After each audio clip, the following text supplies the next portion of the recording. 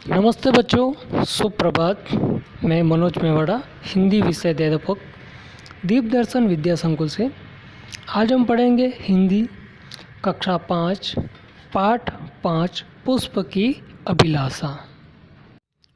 यह हमारा पाठ है पुष्प की अभिलाषा। यह एक कविता है जो माखनलाल चतुर्वेदी ने लिखा है।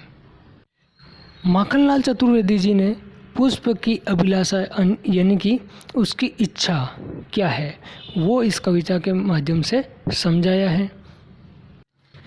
पुष्प की अभिलाषा माखनलाल चतुर्वेदी जी ने लिखा है।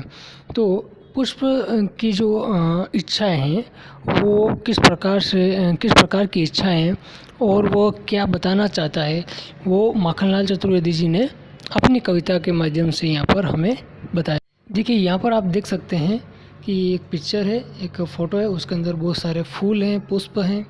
तो इन पुष्पों की क्या विचार है, वो क्या चाहते हैं, उनको देख कर के माखनलाल चतुर्वेदी जी ने अपने विचार इस कविता में प्रकट किए हैं।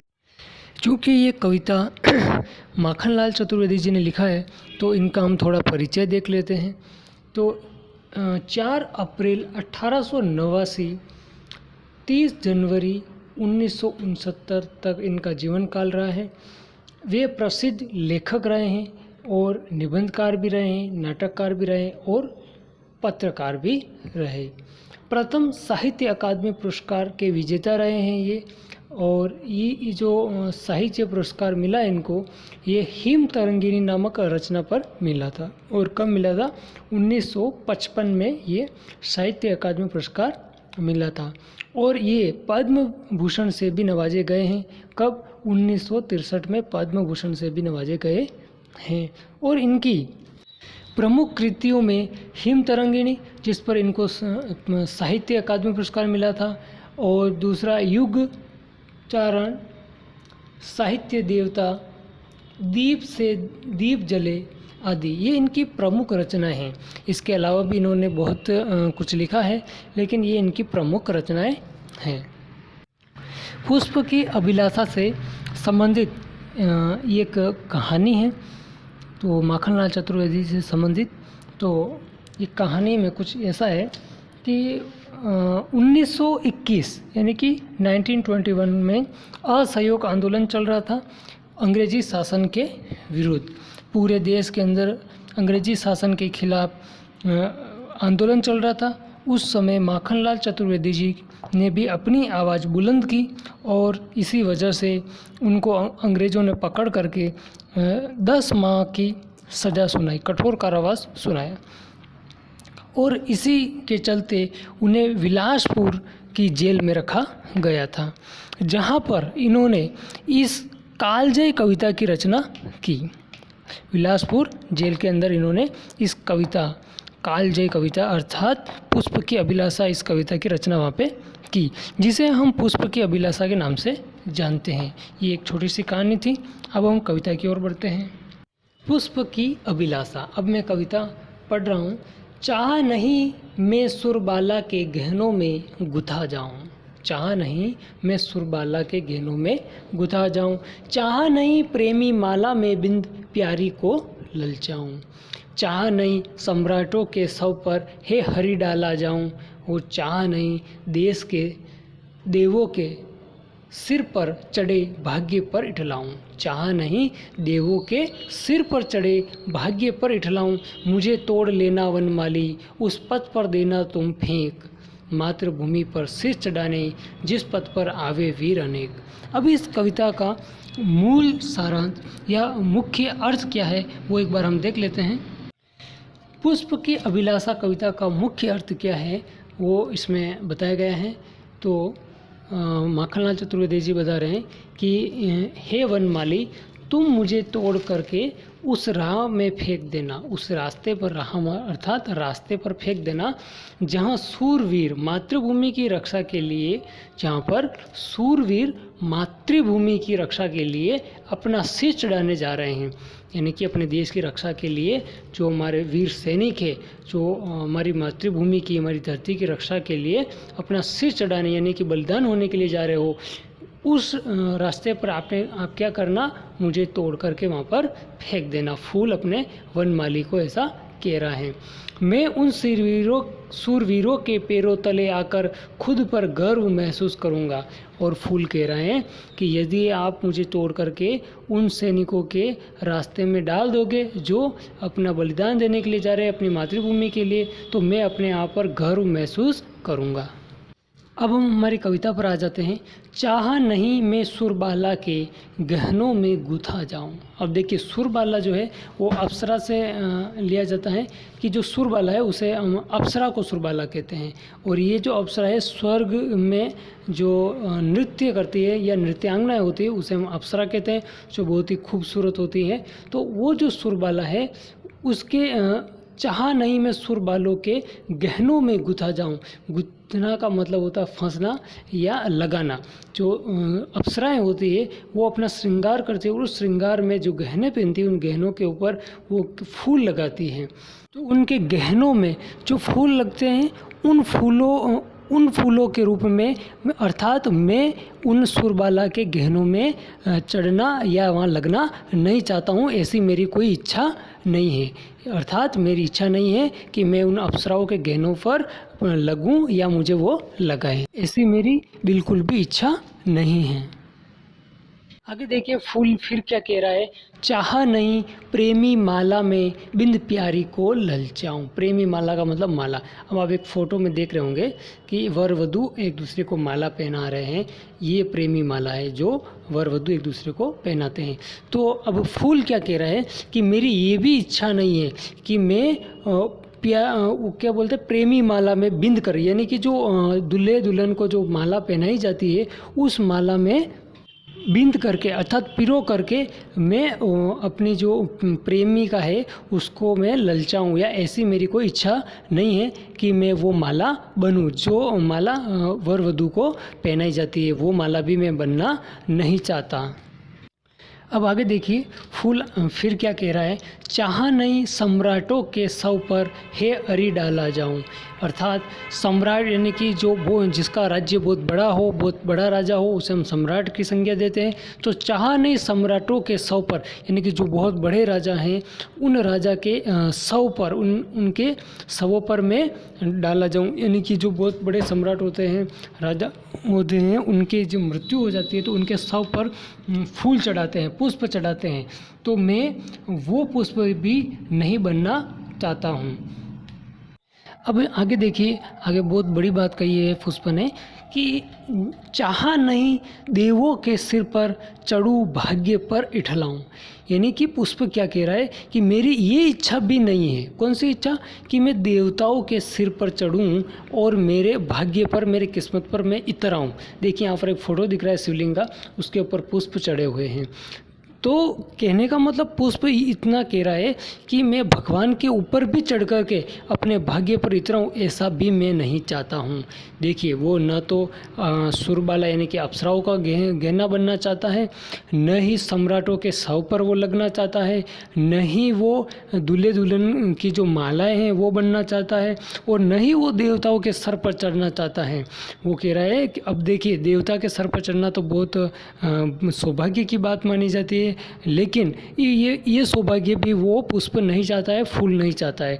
वो क्या कह रहा है कि मैं देवताओं के सर पर भी चढ़ कर के इतराना नहीं चाहता हूँ। अर्थात जो काम सबसे श्रेष्ठ है वो काम भी वो नहीं चाहता है।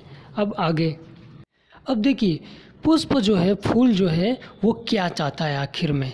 वो सुरबाला अप्सराओं के गहना भी नहीं बनना चाहता है, वो दूल्हे दुल्हन की माला भी नहीं बनना चाहता है, वो भगवान के सर पर भी नहीं चढ़ना चाहता है, और वो सम्राटों के शवों पर भी नहीं जाना चाहता है। अर्थात वो चाहता क्या है। अब देखिए पुष्प अपने मन की इच्छा, अपनी अभिलाषा बता रहा है। किसको बता रहा है? वनमाली को बता रहा है। यानी कि जो पेड़ पौधों की देखभाल करता है, बाग बगीचे की, उस वनमाली को वो कह रहा है। क्या कह रहा है? मुझे तोड़ लेना वनमाली, मुझे तोड़ लेना वनमाली, उस पथ पर देना तुम मुझे फेंक। देखिए उस पथ पर देना तुम फेंक, मुझे तोड़ देना, फिर क्या करना, उस रास्ते पर फेंक देना। कौन से रास्ते पर फेंक देना है अब आगे बताया जाएगा। लेकिन वो क्या कह रहा है, पुष्प फूल क्या कह रहा है कि हे वनमाली तुम मुझे तोड़ लेना और मुझे उस रास्ते पर फेंक देना। हम आगे देखते हैं कि वो कौन से रास्ते पर फेंकने की बात कर रहा है। अब देखिए पुष्प क्या कह रहा है कि हे वनमाली तू मुझे तोड़ करके उस रास्ते पर फेंक देना। अब कौन से रास्ते पर फेंक देना वो यहाँ पर बताया है उसने, मातृभूमि पर शीश चढ़ाने जिस पथ पर जावे वीर अनेक। अब देखिए बहुत ही महत्वपूर्ण बात कही है यहाँ पर, पुष्प अपनी इच्छा व्यक्त कर रहा है।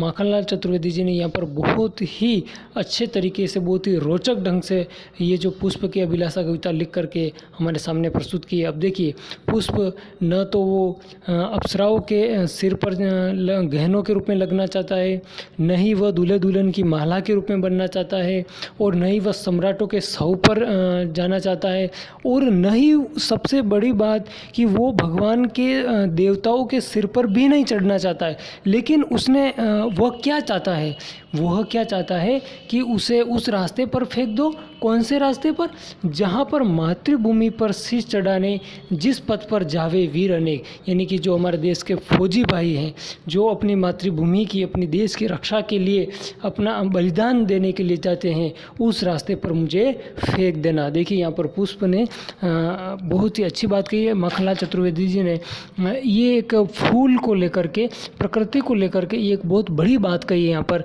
देखिए मैंने आपको पहले ही बताया था कि ये जो कविता लिखी थी वह असहयोग आंदोलन के समय जब उनको गिरफ्तार कर लिया गया था और उन्हें जेल में डाल दिया गया था।